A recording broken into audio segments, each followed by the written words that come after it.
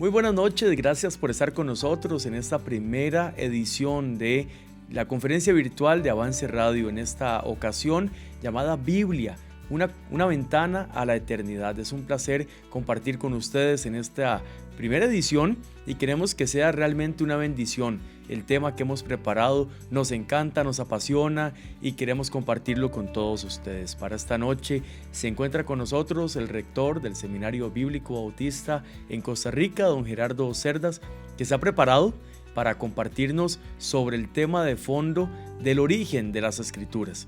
Y no queremos dejar de escucharle, no queremos pasar por alto ninguno de los datos, ninguno de los puntos importantes que tiene para compartirnos. Entonces vamos a ir de lleno ya con el tema de fondo, no sin antes recordarles que están invitados a participar en el premio de una Biblia de estudio para todos aquellos que se incorporen a los 3 días de conferencia, tanto lunes, martes como jueves en esta última semana de septiembre. ¿Cuál es la forma de participar? Muy sencilla.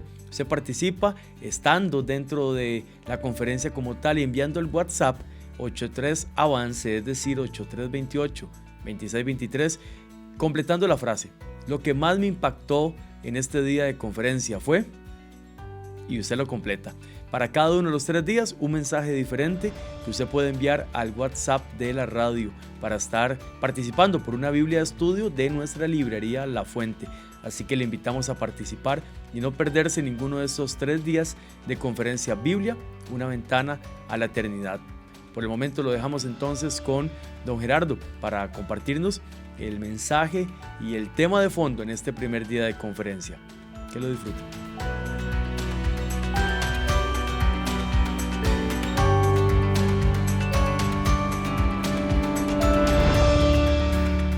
La naturaleza de la Biblia. En esta conferencia, la Biblia, una ventana a la eternidad, que me emociona. Solo el título me emociona porque de veras es como mirar, así como a veces miramos por medio de una pantalla de celular, de computadora, podemos atravesar y ver lugares, conocer gente, recibir información. Pues la Biblia es como si fuera un gran espejo, una gran pantalla que nos permite mirar a la eternidad. Estaremos 3 noches. Hoy la primera sesión, la naturaleza de la Biblia. Y quisiera empezar hablando del origen y significado de la palabra misma, Biblia. ¿Por qué se llama así? ¿Quién le puso ese nombre? ¿Qué significa? La palabra Biblia en español viene de la misma palabra en latín y de la misma palabra en griego, exactamente la misma. Se escribe igual, se pronuncia igual. Biblia. Biblia, en el idioma griego, significa simplemente libros, en plural. Libros individuales, libros pequeños. Es que la Biblia fue escrita así originalmente. Quiero recordarle, fue escrita a través de 1500 años, a través de 60 generaciones, por medio de unos 40 escritores guiados e inspirados por Dios para comunicarnos su palabra. No es un solo libro de un solo escritor, como cualquier otro texto, sino una colección de libros que fueron escritos originalmente como piezas separadas. Entre esos escritores, en la mayoría de los casos, ni se conocieron. Vivieron en épocas muy diferentes, lugares muy diferentes, 3 continentes distintos, hablando idiomas diferentes, 3 idiomas distintos, ellos mismos siendo de características personales muy distintas, escribiendo en circunstancias absolutamente diferentes unos de otros. Entonces fueron piezas, libros. Le queda grande el nombre de decir a Filemón, a Tito, libro, pero es que fueron escritas así individualmente y eso se llama libro. Así entonces estuvieron los libros individualmente, así fueron usados y tratados por muchos años. Claro, fue más luego que los 39 libros del Antiguo Testamento y más tarde los 27 del Nuevo Testamento llegaron a estar recopilados en un solo volumen, lo que nosotros llamamos la Biblia. Pero es que pasaron, como les dije, 1500 años en ese proceso de escribir y recopilar los 66 libros de la Biblia. Ahora, pensemos, recordemos, entendamos. El apóstol Pablo, en la etapa final de su vida, estaba prisionero en Roma y escribió segunda carta a Timoteo, capítulo 4, versículo 13. Parece que era invierno el tiempo porque él manda a pedir un capote, es decir, una capa de abrigo, y dice así, segunda Timoteo 4:13. Trae cuando vengas el capote que dejé en Troas en casa de Carpo y los libros, mayormente los pergaminos. Los libros, mayormente los pergaminos. ¿A qué se estaba refiriendo exactamente Pablo cuando usó la palabra libros? Que en griego es Biblia, exactamente. Si usted busca la palabra Biblia en una concordancia en español, no la va a encontrar. Pero si la buscara en una concordancia griega, sí, aquí aparece en 2 Timoteo 4:13, traducido al español como los libros. De una vez le adelanto que dice al final mayormente los pergaminos, que en griego es membranas, ¿sí? Exactamente igual como lo decimos en español, membranas. ¿Por qué? Porque ahorita le digo. Sí, entonces estas palabras que usó Pablo, los libros, mayormente los pergaminos, denotan primeramente los materiales sobre los cuales ellos escribían. Ellos le llamaban biblión a un libro individual. ¿Ok? Era un pliego. A veces llegó a ser un rollo de papiro. En plural es Biblia, en singular biblion, perdón. El papiro era un material vegetal fabricado de plantas de cierta caña que crecía en los pantanos. El tallo de forma triangular, muy interesante, alrededor de 5 centímetros de grosor. Entonces se cortaba en piezas largas, como de unos 30 centímetros aproximadamente. De allí se sacaban tiritas, de esas piezas triangulares se sacaban tiritas finas y se colocaban una a la par de la otra. Pensemos que verticalmente. Ahí se ponían juntas. ¿De acuerdo? Después se tomaba otra porción de tiritas y se atravesaban horizontalmente. Con cierto grado de humedad, agua, a veces almidón, algo que no las manchara, y entonces se prensaban con madera para que así llegaran al secarse a formar una página. Esto que tenemos aquí es un papiro, legítimo papiro egipcio. Este no tiene texto escrito, tiene una imagen dibujada y de tiempos modernos, pero realizado exactamente el material, no la pintura, pero el material, la página, realizado exactamente con las mismas técnicas de hace 2000 y 3000 años. Tiritas para un lado, tiritas para el otro, prensadas y se forma una página de papiro. A veces esas páginas se unían una a la par de la otra, se pegaban de alguna manera también y formaban lo que se llama un rollo de libro. Así es la frase exacta, rollo de libro. Aparece esa expresión en Hebreos 10:17, el rollo del libro, es decir, un rollo de páginas de papiro unidas unas con otras. ¿Está bien? Ya estamos entendiéndonos. Eso era un papiro. Cuando Pablo pide que le traigan los libros, o sea, los papiros y también los pergaminos, probablemente se estaba refiriendo a los libros del Antiguo Testamento, alguna copia que él tenía de las escrituras del Antiguo Testamento. Puede ser que para entonces ya tuviera una copia temprana de los dichos y los hechos del Señor Jesucristo. Y a lo mejor la copia o el borrador de algunas de las cartas que él mismo escribiera y enviara a las iglesias y que ahora son parte de nuestro Nuevo Testamento. Los libros. Pablo agrega en la parte final mayormente los pergaminos. Pergaminos sí era un material completamente diferente. El pergamino no era vegetal. Se fabricaba con piezas o partes de cuero. Esto no es un papiro, pero solo para darle una idea, cuero, ¿de acuerdo? Sus zapatos, su billetera, la fajita de su teléfono, cuero. ¿Está bien? Eran normalmente de vaca, de cabra, de oveja, de antílope también. Esas pieles se trabajaban de cierta manera, se quitaba el pelo, se raspaba con piedra pómez, se alisaba y se afinaba, y sobre ello se podía escribir. Había un tipo de pergamino de calidad muy superior, se llamaba vitela. La vitela era de una piel más fina de ternero y se trabajaba de una manera diferente, se teñía a menudo de púrpura y se escribía sobre ellos, ¿verdad?, con tintas doradas o plateadas. Claro, esto era en las clases pues, más altas, era algo carísimo. Se usaba en las cortes, en las universidades, tal vez en las bibliotecas. Pergamino, papiro, papel, pergamino, piel. El nombre pergamino deriva de la ciudad de Pérgamo, la que sí aparece allá en el Apocalipsis, ¿recuerda? Pérgamo, una ciudad de Asia. Ahí se produjeron, para empezar, los pergaminos, varios siglos antes de Cristo. Y luego era el lugar principal de donde se enviaba. El centro de producción del papiro, que es más parecido a papel, era la producción propiamente en Egipto, cerca del río Nilo, y la distribución en una ciudad de Siria llamada entonces Biblos. Vea qué interesante. Biblion, el libro.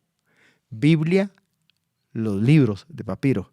Biblos, el lugar desde donde se distribuía. Así que entonces, cuando Pablo dice los libros, mayormente los pergaminos, está enfatizando el material de que estaban escritos. La colección de los libros del Antiguo y Nuevo Testamento posteriormente llegó a ser conocida por los cristianos de habla griega como Biblia. De ahí fue donde tomaron la palabra. El término fue tomado por los cristianos de habla griega, luego por los cristianos de habla latina y luego pasó a nuestro español y a tantos otros idiomas modernos. ¿Sí? Ese término, entonces, actualmente sí no denota tanto el material, pero más que nada el mensaje, el contenido escrito. Que, por cierto, fue escrito en 3 idiomas, le dije hace un momento. Tal vez usted está familiarizado con varias traducciones de la Biblia en su idioma o aún en otros idiomas conocidos. La Biblia ha sido traducida más que cualquier otro libro, el libro más traducido y más publicado de la historia, en más idiomas que cualquiera. Vea estos datos. De los 7.359 idiomas y dialectos que hay en el mundo, hay 3.436 que ya tienen la Biblia entera traducida, o por lo menos el Nuevo Testamento, o al menos una parte de las Escrituras. Si le interesa, aquí están los datos. Hay 705 idiomas con la Biblia completa, 1.571 idiomas y dialectos con el Nuevo Testamento completo y aún más 1.160 que tienen al menos parte de las Escrituras. Eso es 3.436 idiomas que tienen la Biblia. ¿Sí? Hacen falta 3.923 idiomas que no tienen todavía la Biblia. Algo que debe cargar nuestro corazón, preocuparnos y hacerlo un motivo de oración. Algo que podría consolarnos, espero que no detenernos, sí es el hecho de que aunque anda en un poco menos del 50% de los idiomas, la realidad es que esto alcanza a más del 80% de la población mundial. Los idiomas que faltan son hablados por grupos minoritarios muy pequeños que lo merecen y lo necesitan igualmente, por supuesto. El hecho es que la Biblia ha sido traducida a muchos idiomas. ¿Por qué? Pues porque la Biblia no nos vino en el idioma original nuestro ni el de otros pueblos diferentes, de los que estamos familiarizados ahora. Imagínense, si la Biblia hubiera permanecido en los idiomas originales, serían muy, muy pocas personas las que pudieran leerlo. ¿Alguno de nosotros conoce, entiende y puede leer los idiomas bíblicos originales? Muy poca gente en el mundo realmente. ¿Cuáles fueron esos idiomas? 3. El primero, el hebreo, el idioma de los hebreos, de la gente de Israel, el idioma con el cual fue escrito la mayoría del Antiguo Testamento. Ahora, después de un tiempo, aunque el hebreo continuó siendo el idioma sagrado de las cosas religiosas de la Biblia, la gente judía ya fue dejando atrás el hebreo y empezó a hablar otro idioma, especialmente después de la cautividad, cuando ellos fueron llevados prisioneros a Babilonia y a Persia, regresaron hablando arameo. Arameo es un idioma que pertenece a la misma familia de lenguajes semíticos, pero de ramas diferentes, el hebreo y el arameo. Y en la Biblia hay algunas porciones pequeñas en comparación con el total, un versículo en el libro de Jeremías, 5 capítulos en el libro de Daniel, 4 capítulos en el libro de Esdras también, que están escritos en arameo. Este es el idioma del Antiguo Testamento, el hebreo principalmente y estas porciones de arameo. En el tiempo de transición entre el Antiguo y el Nuevo Testamento, hablando históricamente, el griego llegó a ser el idioma dominante impuesto en las naciones conquistadas por el gran Alejandro Magno, alrededor del año 325 a.C. El griego empezó a dominar por todo el imperio romano y más allá, inclusive, pues Alejandro conquistó enormes territorios. Siendo que el idioma empezó a dominar, entonces mucha gente, aún en la misma Israel de aquellos tiempos, estaba forzado a conocer más el griego, a usar más el griego. Así que entonces, como 250 años antes de Cristo, se empezó a traducir el Antiguo Testamento. ¿De cuál idioma? 2 idiomas, hebreo y arameo. Se comenzó a traducir entonces al griego, el idioma universal de la gente. Por ejemplo, en los tiempos de Jesucristo, los judíos estaban usando ampliamente el griego. Ya casi que citaban más los pasajes del griego, de la traducción en griego, que del mismo idioma hebreo original. Y es muy interesante que la inmensa mayoría de las citas del Antiguo Testamento que aparecen repetidos en el Nuevo Testamento, citados, como decimos, sean precisamente de esta versión griega, de esa traducción, que se conoce con el nombre de Septuaginta, o versión de los 70, porque según la historia de los israelitas fue trabajado por 70 eruditos, gente sabia que conocía ambos idiomas y pudieron hacer las traducciones. Entonces, en los días aquellos, tiempos de Cristo, el idioma sagrado era el hebreo. El idioma hablado por los judíos, arameo. El idioma oficial impuesto por el Imperio Romano era latín, no lo había mencionado. Y el idioma universal, el que se usaba para todos los trámites nacionales e internacionales, el idioma universal era el griego. Los idiomas, aún los actuales, tienen características diferentes, ¿verdad? Y así también los idiomas bíblicos. Por ejemplo, el hebreo, y sobre todo el hebreo antiguo, el hebreo bíblico, tiene características de ser muy concreto y directo. No es un idioma tanto de abstracciones, sino concreto y directo. Muy apropiado para describir la autorrevelación de Dios a Israel en primer lugar y al resto del mundo. Al llegar al Nuevo Testamento se usa el griego, que se distingue por la elegancia, la variedad de estilo y de vocabulario y su precisión en las declaraciones. Y gracias a Dios, porque este fue el idioma más apropiado para el mensaje del Nuevo Testamento, dado que el arrepentimiento y el perdón de pecados debía ser predicado a todas las naciones. Y el Señor, a su hora y a su tiempo, los proveyó de un idioma universal para hacerlo así. Qué precioso, qué significante, qué importante. Y esto me lleva a la segunda parte y final de esta conferencia. ¿Qué tan importante es la Biblia? Para los cristianos, la Biblia es el libro más importante que jamás se haya escrito.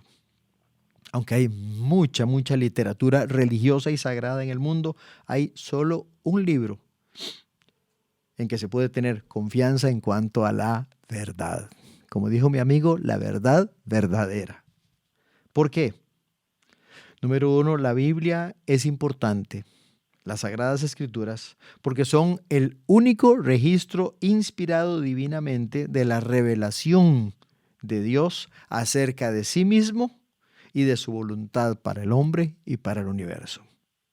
A través de su conocimiento uno obtiene e incrementa su conocimiento de Dios y del plan redentor de Dios, y también su conocimiento de uno mismo. Como cuando el profeta Isaías miró a Dios y escuchó las voces alabando al Señor, santo, santo, santo es el Señor Jehová de los ejércitos. Toda la tierra está llena de su gloria. Él dijo, ay de mí, hasta aquí llegué, soy muerto, porque han visto mis ojos al Rey Jehová de los ejércitos. Y de inmediato dijo, ay de mí, porque soy un hombre inmundo de labios y que habito en medio de un pueblo que tiene labios inmundos. No solamente pudo conocer a Dios, pero al mismo tiempo se pudo conocer más y mejor a sí mismo.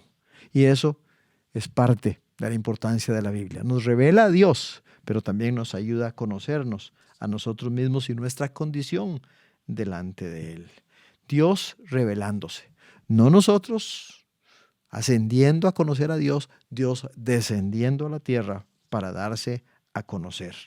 Dios en persona humana a través de su Hijo entró en la historia para comunicarse con los seres humanos.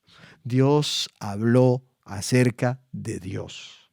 Habló acerca de Él mismo y de sus propósitos, de forma tal que los seres humanos pudieran entenderlo, entender su revelación. Ahora, dado que Cristo ya no está presente físicamente en la tierra, sus palabras, sus actos, solo pueden conocerse a través del registro bíblico escrito de esos eventos. Aparte de la Biblia, el hombre es incapaz de conocer la revelación de Dios en el sentido redentor. La Biblia es importante porque es el único registro inspirado divinamente de la revelación de Dios. Segundo, la Biblia es importante porque explica el origen del hombre y el propósito de su existencia.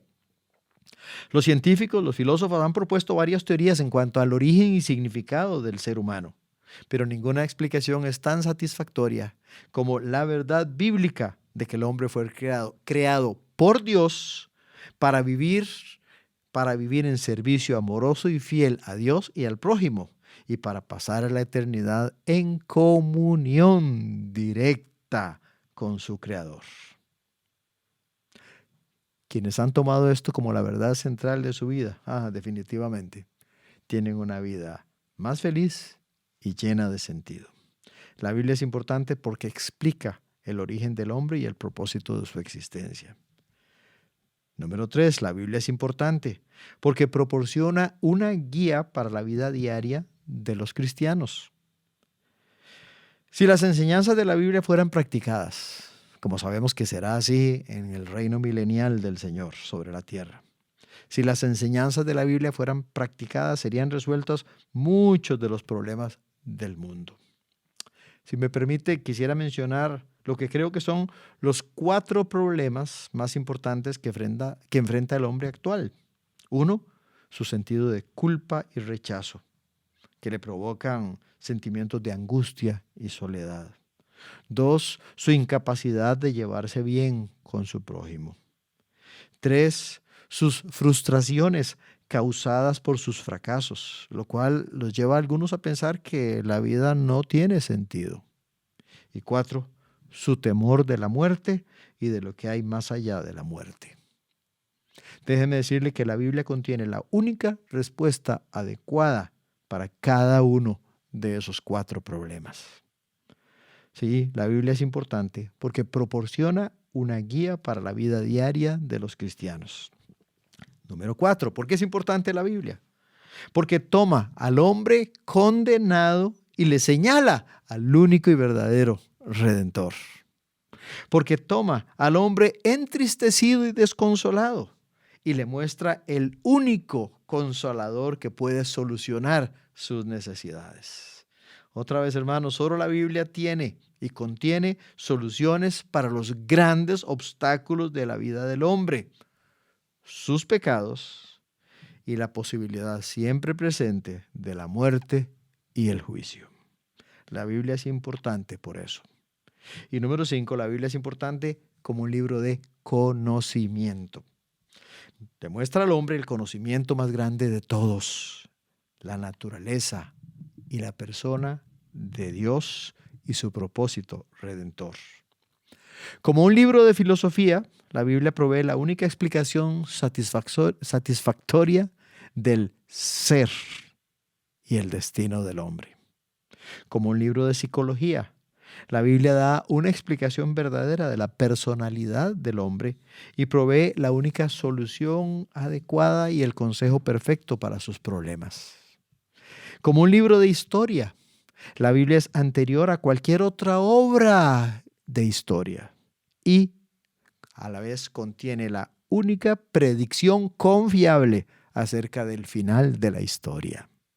Como un libro de ciencia, la Biblia proporciona la explicación correcta acerca del origen del mundo y del hombre, así como una declaración confiable de la manera de operar la naturaleza.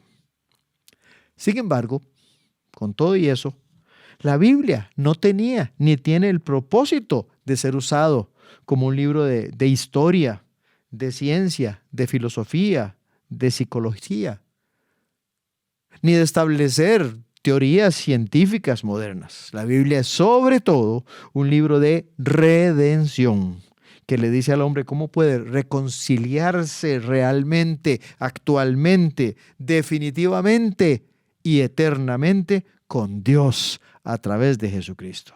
Sí, hermanos, verdaderamente la Biblia es el libro de los libros, es el libro más grande de todos, una ventana a la eternidad. Déjeme terminar diciéndole y tomando palabras ajenas de alguien que lo dijo de manera preciosa. La Santa Biblia fue escrita por hombres inspirados divinamente y es el registro de la revelación de Dios al hombre. Es un tesoro perfecto de instrucción divina. Tiene a Dios por su autor. Tiene la salvación por su fin y la verdad sin mezcla de error por su tema. Revela los principios por los cuales Dios nos juzga y por ello es y permanecerá así hasta el fin del mundo, siendo el centro verdadero de la vida cristiana y el supremo modelo por el cual deben ser tratados la fe y la conducta humana y congregacional y hasta social. El criterio supremo por el cual la Biblia ha de ser interpretado es, y lo dejo en puntos suspensivos porque ese es nuestro tema para mañana. Si Dios lo permite, el martes estaremos hablando del contenido de la Biblia, el mensaje principal de la Biblia, el tema central de las Escrituras y cómo, conociendo ese tema o mensaje central supremo, vamos a interpretar y entender mejor la palabra de Dios, su mensaje principal, el mensaje original de las Escrituras que le dio el Espíritu Santo a los autores humanos que la escribieron. Sí, la Biblia tiene un tema supremo y central. ¿Qué hacemos con la Biblia? ¿Vamos a quedarnos solo con este conocimiento que recibimos hoy? Está escrito en el Salmo 119. Por eso he amado tus mandamientos, más que el oro, y más que oro muy puro. Por eso estimé rectos todos tus mandamientos sobre todas las cosas, y aborrecí todo camino de mentira. Debemos amar la palabra de Dios. Esto significa estimar, valorar, honrar la palabra de Dios. Y si eso es verdad, hay una medida. Hay una manera de medir y saber. Si amamos los mandamientos y estimamos rectos sus mandamientos sobre todas las cosas, aborreceremos todo camino de mentira. Como bien se nos dice a veces, este libro nos alejará del pecado. De otra manera, el pecado nos alejará de este libro. Cuidado. Si estimamos sus mandamientos sobre todas las cosas, vamos a aborrecer todo camino de mentira. ¿Dónde dice eso la Biblia? A propósito, no le di la cita. ¿Dónde dice eso la Biblia? Respóndanos en los chats y diferentes medios que tenemos. Y luego continuamos, ¿sí? Gracias. Mañana, si Dios quiere, o más tarde, según el momento que usted lo esté viendo, estaremos continuando con el contenido, el mensaje central, que es a la vez el criterio supremo con el que debemos interpretar la Biblia. Muchas gracias y buenas noches para todos.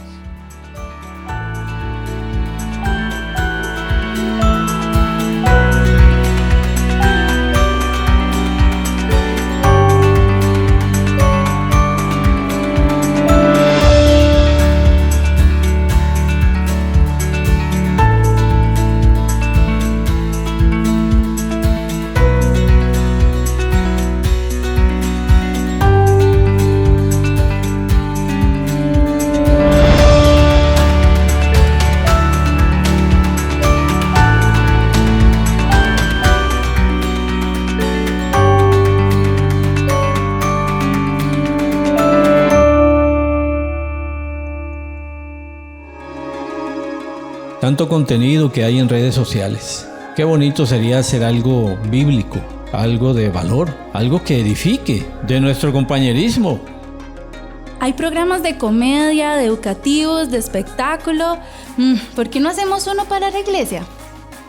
Yo sé que uno aprende mucho en los cultos y en los estudios bíblicos y en los devocionales, pero ¿con qué me puedo edificar en otro momento del día?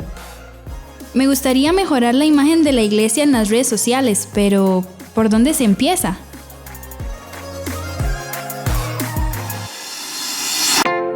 En pleno siglo XXI, la obra de Dios tiene muchos motores que pueden potenciarla y hacer más efectivo el cumplimiento de edificar el cuerpo de Cristo. Por eso, como creyentes, tenemos la oportunidad de llenar nuestro día a día de Biblia, para así llenar de santidad nuestra vida. Con ese propósito nace Avance Radio, la plataforma ministerial para la producción de contenido 100% bíblico bautista marca Avance y el asesoramiento y acompañamiento para todas nuestras iglesias. Por eso, hoy le invitamos a conectarse junto a nosotros en avanceradio.com, donde 24 horas al día podrá encontrar música, predicaciones, lecturas bíblicas y programas originales que edifiquen su vida. Por ejemplo, Hallados Fieles, nuestro espacio para aprender principios bíblicos aplicables a nuestra vida financiera. Vive tu diseño, el podcast dedicado a las mujeres. Ahí encontrarán exposición de la palabra de Dios, historias, testimonios y mucho más. Entendiendo y conociendo al Santísimo, un programa de conversaciones sobre un tema muy especial, teología, junto a profesores de esta materia en nuestro seminario bíblico bautista. Nuevos pasos. ¿Es usted un nuevo creyente? Sabemos que en esta etapa hay muchas dudas y preguntas, pero también oportunidades para crecer. Por eso, este podcast es para usted. Conociendo nuestra familia, el espacio de nuestra oficina de misiones Global Advance, donde nos podremos actualizar con lo más reciente en el campo misionero de nuestra familia Avance, tanto nacional como internacional. Una razón más para estar unidos como compañerismo y juntos aprender más de la Biblia. Eso es este ministerio, su ministerio, porque unidos podremos compartir con otros lo que Dios hace a través de la vida de muchos y también en cada una de nuestras iglesias de la familia Avance. Contáctenos al WhatsApp 83Avance, en las redes sociales de Instagram, Facebook e ingrese a Spotify o Apple Podcast para ser parte de cada programa producido hasta ahora. ¿Lo anotó? Gracias por su apoyo y oraciones para este ministerio. Nos gozamos en saber que somos familia. Somos Familia Avance. Somos Avance Radio. Y estamos unidos a una misma voz. Dios les bendiga. Avance Radio, en vivo 24/7 por avanceradio.com.